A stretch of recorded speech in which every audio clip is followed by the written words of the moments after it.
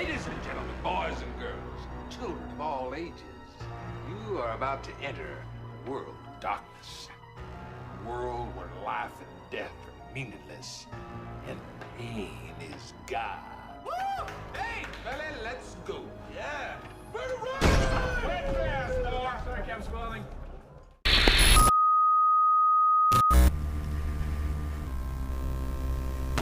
Early 2000s horror films were dominated by supernatural entities, slasher sequels, and remakes.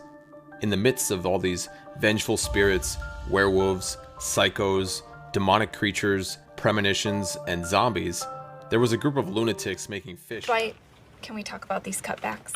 Pam, when I'm sitting at this desk, I'm... Fish boy! Oh my God! And with that, let's dive into 2003's House of a Thousand Corpses. Only a few years after White Zombie disbanded, and with a successful solo career under his belt as well, Rob Zombie decided he wanted to make a horror movie. This was a natural progression for the rocker, given how most of his music and style were heavily influenced by classic horror features from way back in the day. Even his former band's name came from 1930s White Zombie, starring Bela Lugosi. Now, the concept for this movie arose from a haunted house attraction that Zombie was actually helping to create for Universal Studios back in the year 2000. After a successful pitch and an initial 12-page draft, filming began on the backlots of Universal Studios Hollywood. It was actually completed within 25 days, which for a low-budget horror, that's seems pretty standard, not too bad. Now, despite a completed film and even a trailer that was made by Universal, Zombie had a falling out with the company, which led to the project being shelved for several months. He was in talks with MGM Studios, but that also fell through. Finally, the movie was picked up by Lionsgate Entertainment. Good.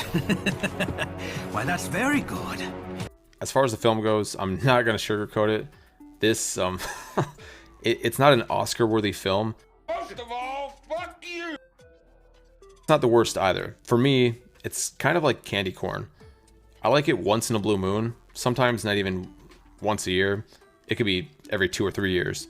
It really just depends on my mood, Now, for starters, the things that I enjoyed about this film, some of the costume designs are pretty unique and, quite frankly, intense. And I thought the aesthetic of the film was pretty cool.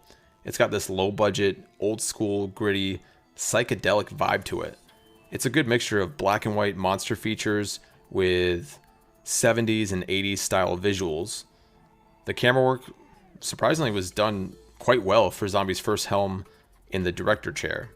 Someone could argue he had a great cinematographer, and, for that I would say whether Zombie requested these angles be used or he handed the reins over completely to somebody else, it still shows a level of direction prowess because, after all, it is the director's job to pull all the elements together needed to make a movie. The color grading at times, switching between red and blue, was an interesting choice. We interrupt this program to bring you... I didn't care for many of the characters, but Sid Haig's Captain Spaulding exudes this love-hate personality with charismatic energy. Through his no-nonsense, fuck-it attitude, he stole every scene he was in. The next day, his body was found to be missing. And until today, no trace of Dr. Satan has ever been discovered. But then who knows? Maybe he lives next door to you.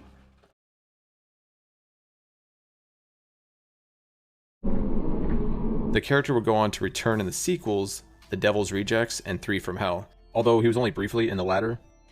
As far as what I disliked about this movie, the acting was terrible, but oddly, this could also sort of be one of the aspects I enjoyed, falling under the so bad it's good category. I don't like chicken, and I hate clowns. Listen, you Malibu middle-class Barbie piece of shit, I'm trying to work here. There wasn't much weight to many of the deaths because there wasn't enough character build up and development to make me care about them. And I was somewhat annoyed with Sherry Moon Zombie's character.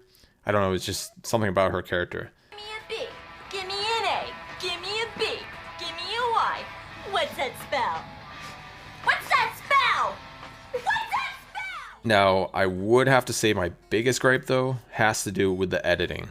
There are so many random jumps between shots, and again, this was Rob Zombie's directorial debut for a feature film, and it honestly shows. He seems like a squirrel hopping around from one idea to the next.